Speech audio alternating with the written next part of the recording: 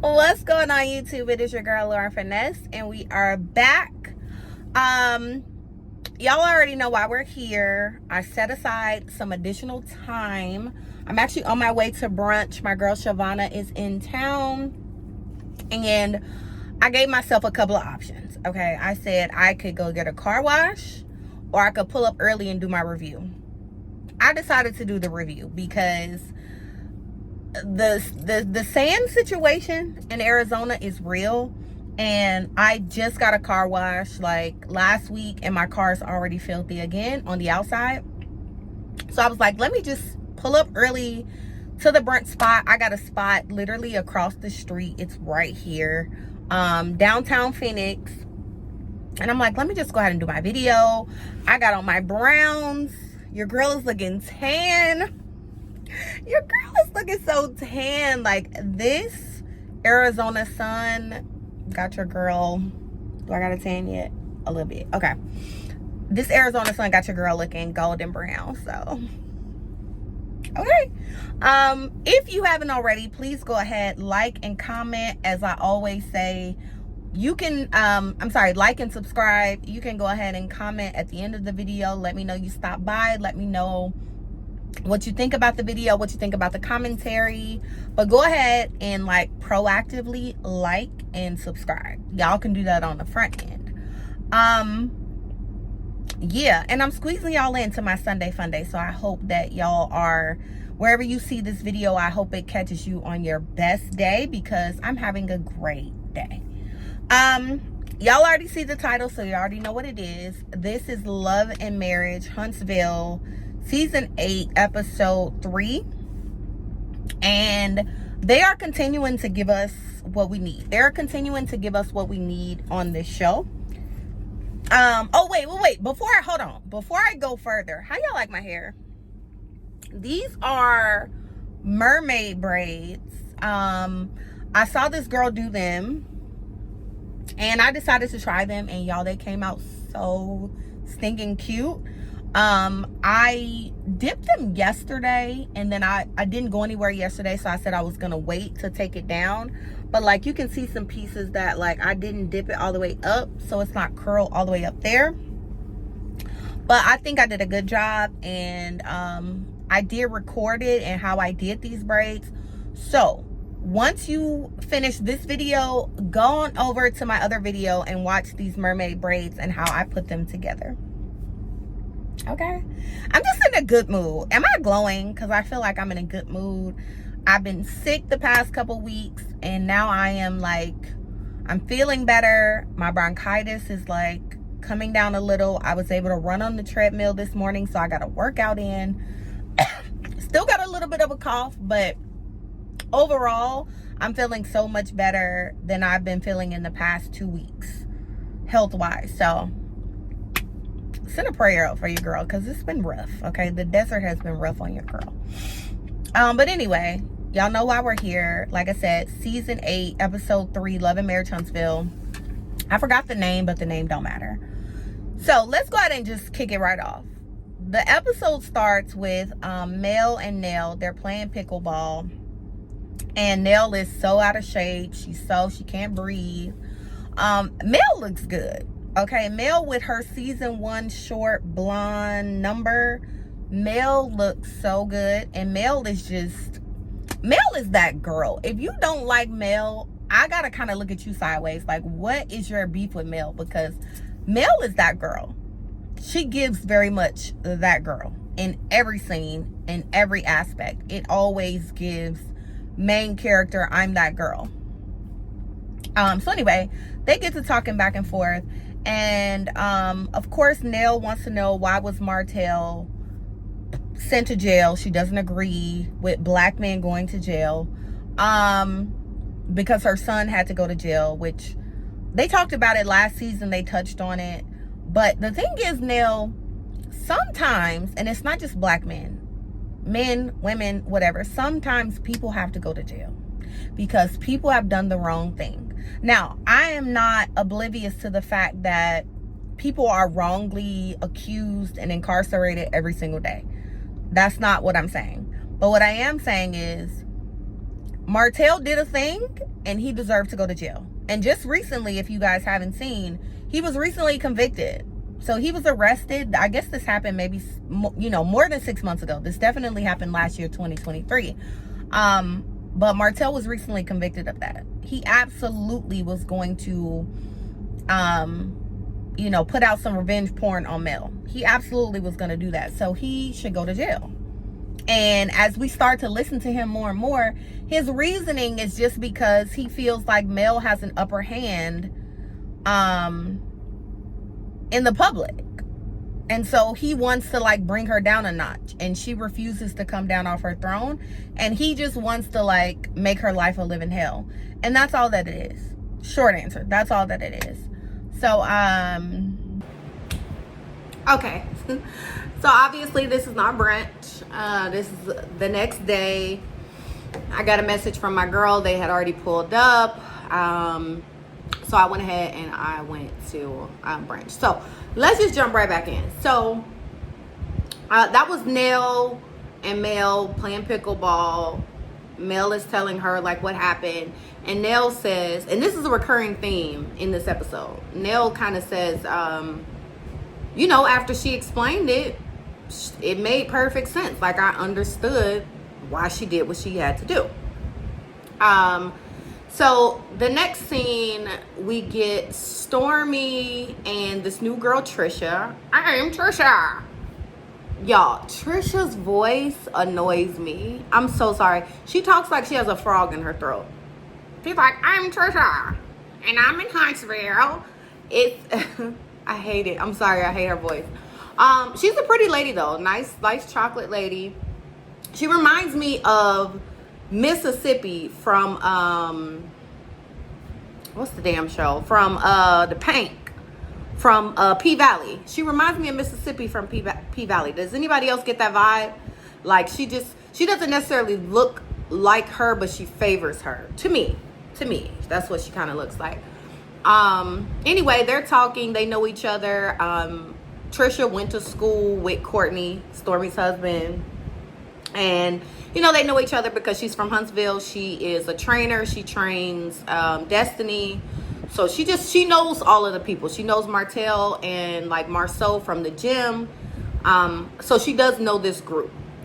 Apparently she was married and the marriage didn't work. She had been with her husband for a very long time. And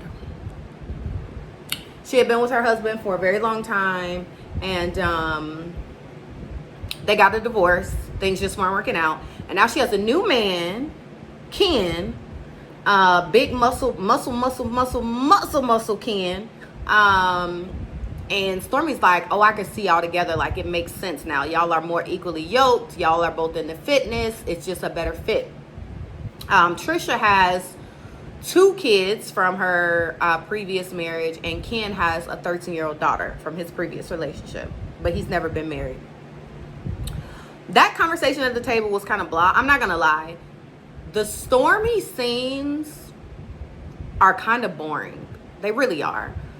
After that scene, we get a scene with Stormy and Courtney. They're looking at old school cars and they're talking about, how they're gonna go about their surrogacy journey. And that scene was also boring. Now, what I do like is Courtney is a very good looking man. Like Courtney is, like that is my type. I love a tall, fit guy.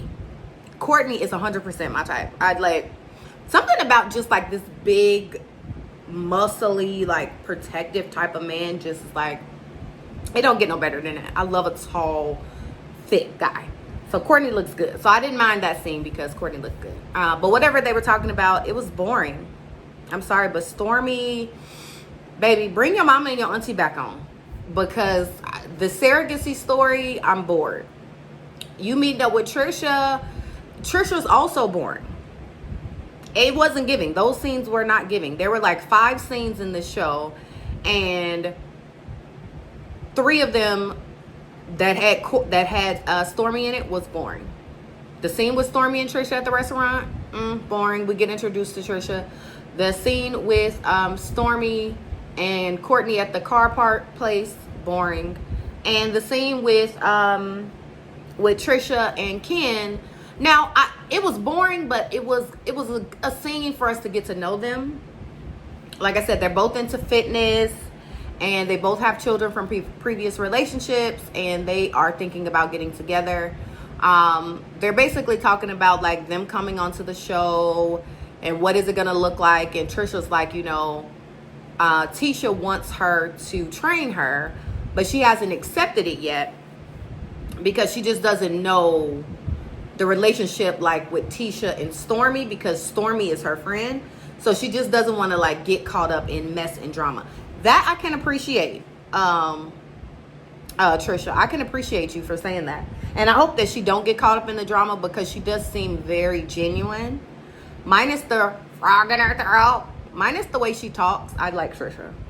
So we'll give them a chance. But Stormy, I'm sorry, Stormy scenes are boring. They're boring. Lastly, we get a scene with Mel, Kimmy. I gotta roll my eyes when I say Kimmy's name, because Kimmy is just, I don't like Kimmy. I've never liked Kimmy. And everybody used to just praise Kimmy, and I've never liked Kimmy. And Tisha. Let me tell y'all something. Mel is that girl. I need for these people to stop pretending like Mel is not that girl, because she is.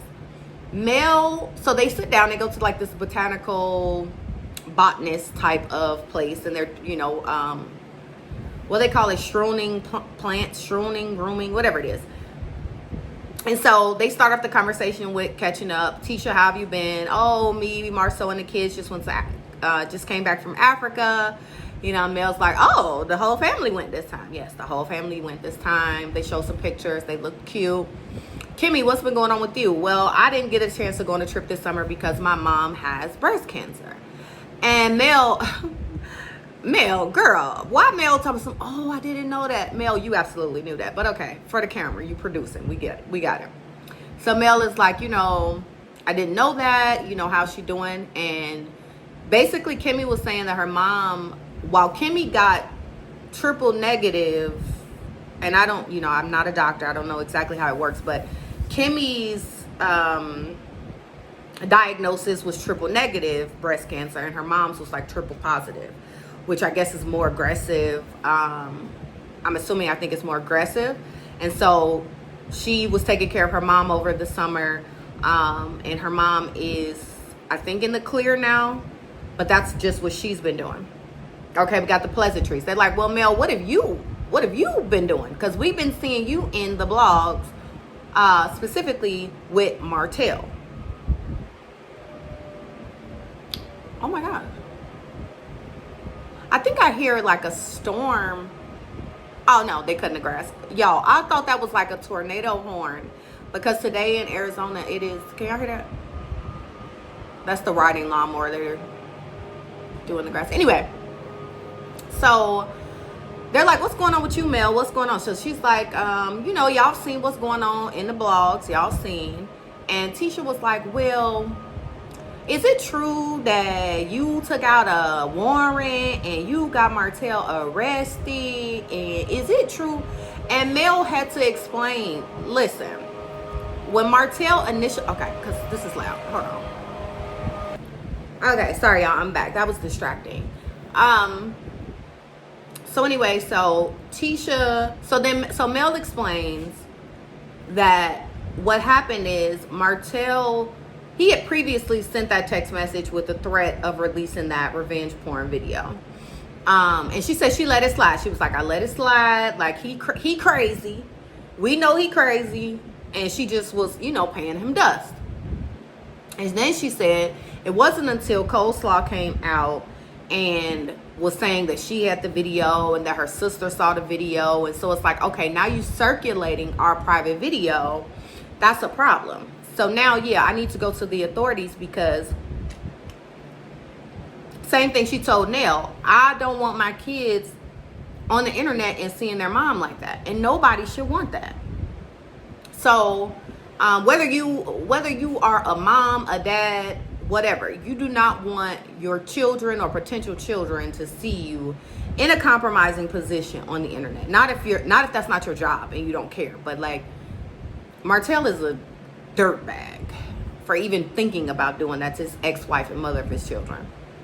But anyway, so when she explains it, Kimmy in her confessional was like, now that Mel has explained it, I totally understood why she did what she did, and I didn't give her the credit she deserves on why she did what she did. And I'm just like, this is the problem I have with Tisha and Kimmy specifically, and Destiny too.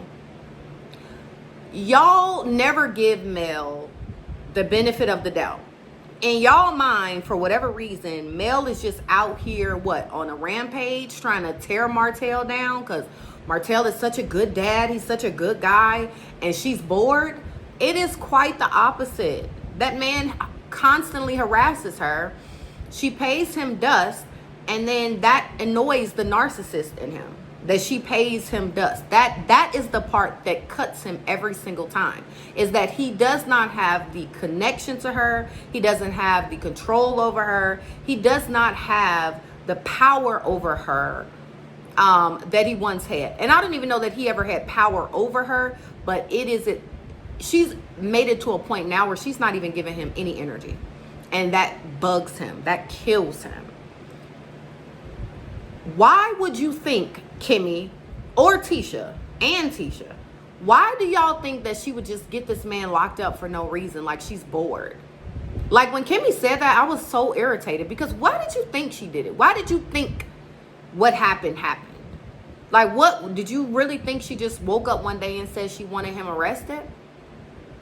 So to say you didn't give her enough credit is an understatement, and y'all never do. So anyway, so then they get to talking about, Mel's like, why didn't y'all come to the podcast? Same thing she asked Neil. Why you ain't come to the podcast? Now, Tisha is fake as fuck. And so is Kimmy. And I'm going to tell you why.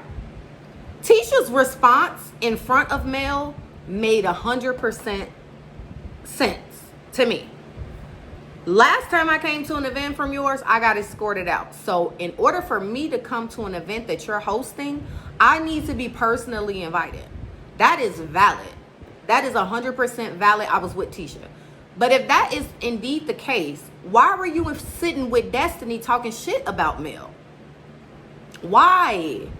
Even when they first sat down, Mel was like, I thought we were moving forward. I thought we were trying to be cordial, be friendly.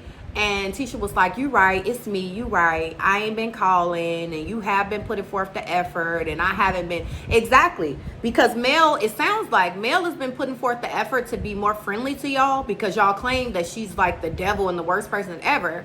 But when she's trying to be friendly, y'all are still behind her back talking shit about her. Y'all are still being fake behind her back. Because that's exactly what I got from Tisha talking about, well, I got to be invited. That's the only way I'm going to come. That's valid. Why didn't you say that when you were with Destiny? Why is it when you were with Destiny, it was, these middle-aged millimeters and these people so old and they irritating and da-da-da. Why didn't you say in front of Destiny, look, I got kicked out the last function. I'm not going to another male-oriented event unless I am personally invited. All you had to do was say that in front of Destiny. And instead you took an opportunity to take a jab. And y'all have been taking jabs at Mel. And we're only on episode 3. And Mel has not stunned y'all at all. Mel has not been behind y'all back throwing jabs at all. And y'all are still doing that to her. Y'all are fake as fuck. Then Kimmy, pick me Kimmy, comes and is like, well, the people that flock to you, like that was, first of all, that was a jab. And Mel caught it. And I'm glad she caught it. Because that was shade. The people that flock to you, her supporters, the millimeters, like Mel was like, the millimeters? Like who? Who are you referring to? Because you being spicy by talking about people that flock to me. What do you mean by that? The people that support me? Why can't you say the people that support me? You ain't got to say the millimeters. But why can't you say, okay, well, the people that support you, she's like, well, the people that flock to you, they're mean to us. And that's why, I didn't go. And Sunny said that they were being mean to her. First of all, Kimmy, you trying to conflate two different situations. And I was just like, I literally cannot stand Kimmy. I cannot stand Kimmy, y'all. Like, the type of woman that she is, like, I don't think she's a bad person, but she got some shit with her that just, it's like nails on a chalkboard to me. And this is one of those times. You start out by saying, well, you didn't go because the people that support Mel are mean to you.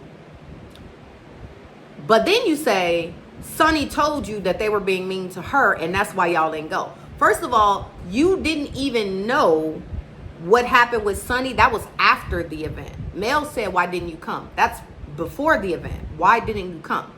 Your reasonings cannot be the outcome. Like, what happened, okay? Duh, hindsight is 2020. So we know what happened now. But why didn't you come in the first place? Why don't you just keep it real and tell Mel, I didn't want to show up because the show was, you were the special guest, and I ain't fucking with you like that. Or, you know what? Yeah, the people that follow you are mean to us, and I didn't want to deal with it.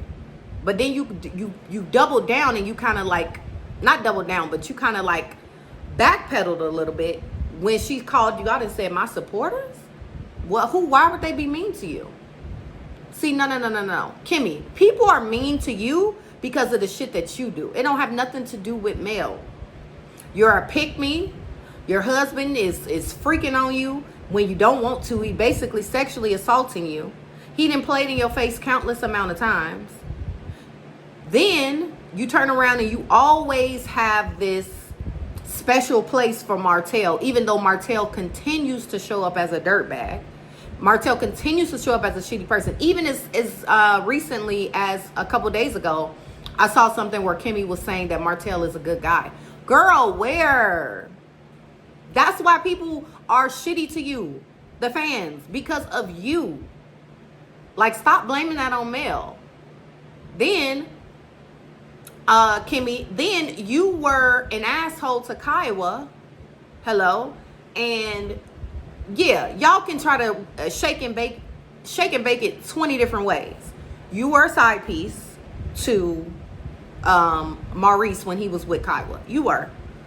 And Kiowa stood on it. And I love that scene. What was that, last season before last? Kiowa stood on it. She said, okay, that's your perception. But yeah, you were interfering in my home. That's why people don't like you, Kimmy. It's like, don't blame male supporters as to why people don't like you. People don't like you because people don't like you. Okay? And the dumb shit you say and do on this television show. So anyway, she's kind of backpedals, and Kimmy, she kind of backpedals, and she's like, well, Sonny said they were being mean to her. And Mel was like, whoa. Again, you come in two different directions. You're talking out of both sides of your mouth.